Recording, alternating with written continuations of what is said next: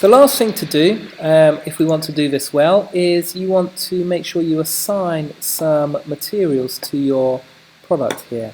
Okay, so if you come up to this button here, we've got a button here called Appearance. The easiest way to do this is to, well, I'll show you two ways. First, you might just right click on an extrusion, go to Properties, and then you could change the properties by clicking, instead of body, you might click on something like you know, blocks or birch, natural polish. Okay, so we're going to use that one. Can you see how that's now changed that particular extrusion?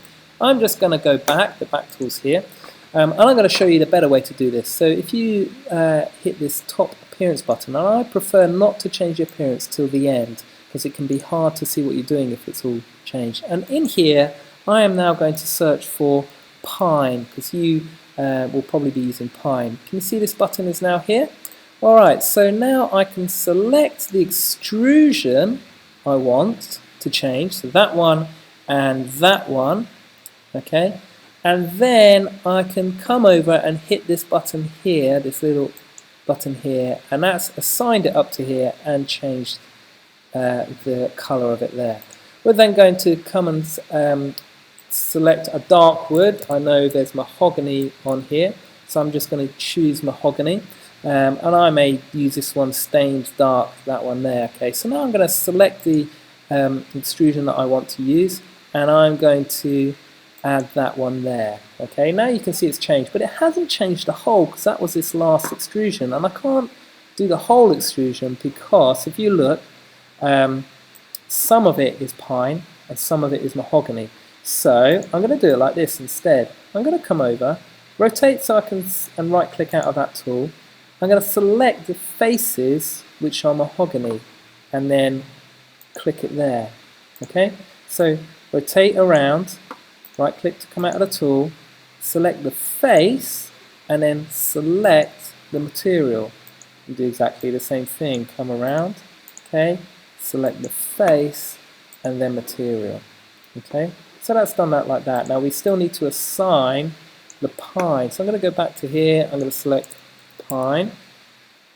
There it is. I'm going to select, so when I'm in my tools, I'm just going to escape out of it. So you can either right click out of your tools or you can escape.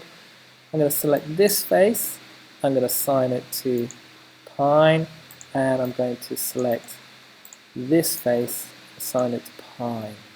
Okay, and then click out of here, hit my home button, and we're back to there. Now if you're really good at this and you want to not just take a screenshot, you can come up to Environments, Inventor Studio, okay, it's the kettle, and hit the kettle again, render image, and now you get this kind of shape here. Okay, and for the purpose of this, I'm just going to take it down to 800 by, actually we'll leave it maybe about here, 120, okay, and you can change, I'd say you could change current lighting to something else, like, current lighting is quite good, but let's just show you something like Photo Booth to give you a few more shadows, and then render.